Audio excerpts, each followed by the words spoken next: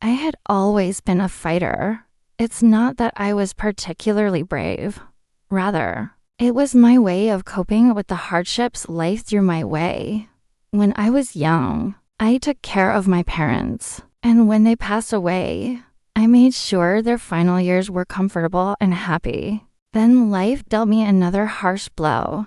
My son Michael became a father for the first time. The excitement was palpable. My daughter-in-law, Lisa, was glowing with happiness. A few months after the birth of my beautiful grandson, the joy started to fade. Lisa began complaining about everything, including how difficult it was to look after a baby. One evening, Lisa told Michael, "You should talk to your mom. She lives nearby and has plenty of time." That conversation changed everything.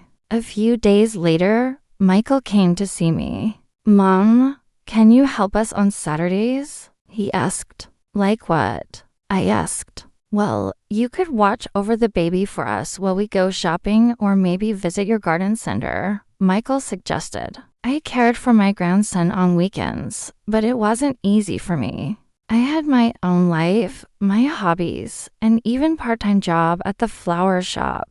But for my beloved grandson, I didn't mind all the effort. Plus, seeing my son and daughter-in-law happy made me feel good. A year went by quickly, but soon after my grandson turned 3, Lisa spoke to Michael again. "Why don't you ask your mom to take care of the baby during the week? We have so much work to do. It would be such a huge help if she could help out during the week too." When Michael told me about this new arrangement, I was deeply hurt. "But what about your work?" I asked. "Don't worry about it, Mom. You'll love being a full-time grandmother," Michael said with a smile.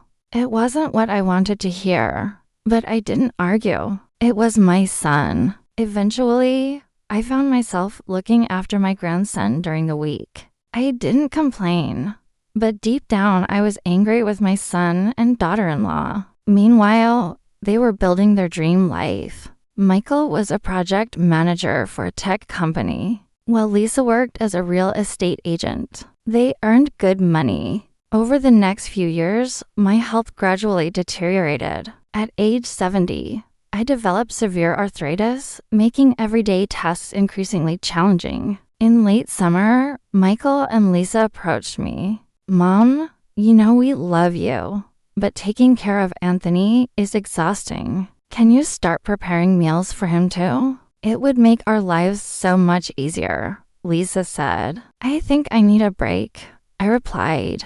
To my surprise, Lisa looked genuinely worried. "What do you mean?" "I want to go to a nursing home where someone else can look after me for a change," I said. "You can't do that. You're Anthony's grandmother, and he needs you," Lisa said sharply. "That's right, Grandma. Please don't leave me," my grandson added tearfully. He was just 9 years old. "Of course I won't leave you, sweetheart. I promise," I said, hugging him. However, I knew this situation couldn't continue. I had reached my limit. At that moment, Michael stepped in. "Mom, why don't you come live with us? We have enough room. Lisa will cook for you, and I'll drive you to the doctor's appointments. Don't you want to spend more time with Anthony?" At that point, I felt exhausted and desperate. Looking back, I realized I should have kept fighting. But at that moment,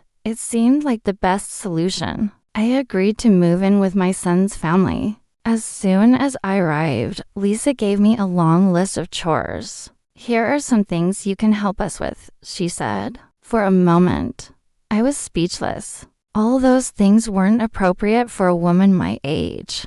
To my horror, this continued for several months, until one day I couldn't take it anymore. I decided to return to my apartment. Michael and Lisa were furious. They argued that I had promised to stay with them forever. "We're your family now. How can you leave us like this?" Lisa cried. I understood they were upset, but I couldn't keep enduring that life. Unexpectedly, Michael surprised me. He apologized and offered to help me find a better apartment. A few weeks later, He showed me a small studio apartment close to my previous residence. You can move in there, Mom. It's quiet and cozy. Plus, it's on the ground floor so you don't have to climb any stairs, Michael said. I liked the apartment, but I noticed something strange. Michael was distant. He hardly said a word. Usually, he was very talkative. After I moved into my new apartment, Michael visited me once every 2 weeks.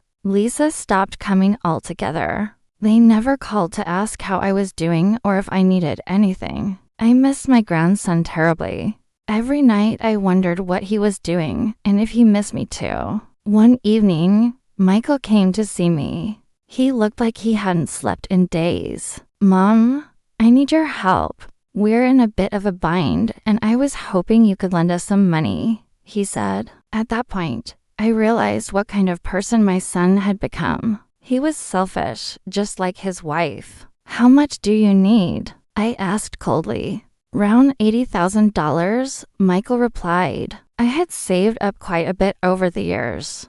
It wasn't much, but it was enough to cover Michael's request. I handed over a check and asked him to return it as soon as possible. A few weeks later, Michael came to pick up the check. Mom, I want to thank you for helping us out. It really means a lot. I'm sorry about how things turned out between us. Sometimes life just deals you a tough hand, he said. I looked at my son and realized there was no hope for him. He was lost, and there was nothing I could do to help him. The next day, I received a call from a real estate agent. Hello, Mrs. Williams. I'm calling from Realty Solutions. We received an offer for your property on Elm Street. The buyer is willing to pay $220,000, the agent said. I was confused because I still lived in my apartment. Are you talking about the house on Elm Street? That's not my property. I used to live there a few years ago.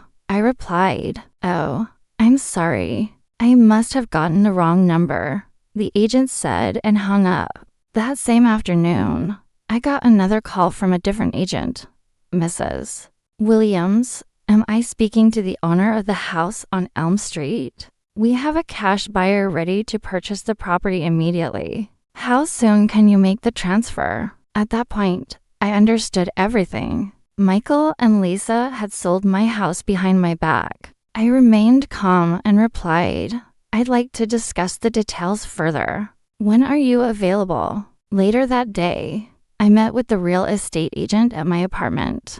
Ma'am, I want to assure you that my client is very serious about purchasing your house. He's willing to pay $240,000 in cash. All we need is the signed deed, the agent said. And how much is that monthly payment you mentioned? I asked. You won't have to make any payments. Once the deal goes through, the house will be yours until you pass away. Then it will revert to the state, the agent explained. I thought for a moment. This option wasn't bad either. However, I decided to play hardball. I'll accept the offer, but I want the money transferred to my bank account before the transfer. That way, I can prepare for the future, I said. Of course, ma'am. We can arrange that, the agent replied. Everything went according to plan. The money was transferred and I received confirmation of the house ownership. I didn't mention the change of ownership to Michael and Lisa. Instead, I played along and pretended to be clueless.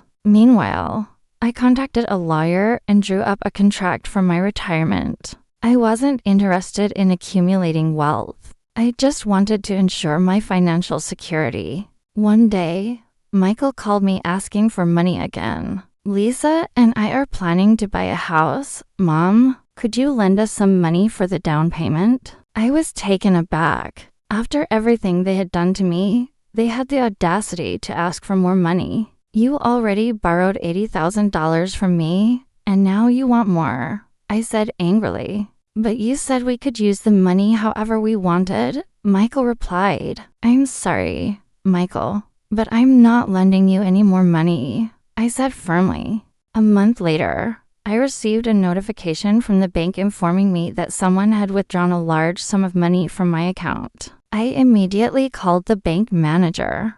Hello, I believe there was a mistake. Who withdrew this amount of money from my account? I asked.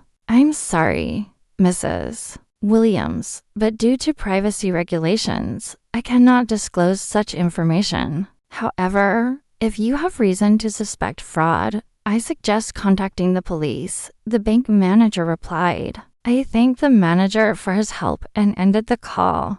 At that moment, I realized who had withdrawn the money. It was Michael. I dialed Michael's number, but it went straight to voicemail. Then I tried Lisa's number. Hi, Lisa. It's me. I need to speak with you urgently. Please contact me at your earliest convenience, I said. However, she never returned my call. I called Michael again, but this time he picked up. Yes, hi, Michael. Can we talk? It's important, I said. No, I don't want to talk to you. If you have something to say it quickly, Michael snapped. Who withdrew the money from my account? I asked. What money? What are you talking about? Michael responded defensively. Don't play games with me, Michael. Tell me who took the money. Otherwise, I'll involve the authorities, I threatened. You won't get anywhere with me. Do whatever you want. I don't care, Michael retorted before hanging up. That's when I decided to take action. I called the police and reported Michael and Lisa for withdrawing money from my account without authorization. Additionally, I informed them that Michael had forged my signature on the house deed. A few days later, the police visited Michael and Lisa's house. They entered without a warrant and searched the premises. As they were leaving, an officer approached me. Mrs. Williams, we found substantial evidence against Michael and Lisa. We're currently preparing the case for prosecution. We'd like to ask you a few more questions, the officer said. I couldn't help but smile. It seemed the karma had finally caught up with them. News of my encounter with the police spread quickly throughout the neighborhood. Soon, everyone knew that Michael and Lisa had tried to scam me. Moreover, they had stolen my house. A few weeks later, I received a phone call. Hello, Mrs. Williams. I'm the head of the fraud department from Citibank. We've completed our investigation regarding the withdrawal from your account. There's enough evidence to prosecute. However, we're offering Michael and Lisa a chance to settle the matter out of court. If they agree, we can reach an amicable solution without involving the police, the man explained. Thank you for the information, but I'm not interested in an amicable solution. I want to press charges. They stole from me. But more importantly, they stole my house. They'll face consequences, I replied firmly. Several months later, Michael and Lisa had to sell their house and move to a cheap apartment. The police had gathered strong evidence and they faced serious charges. Meanwhile, I continued living in my house as if nothing had happened. In fact, I felt better than ever. I had regained my peace of mind. One day, I received a call from Michael.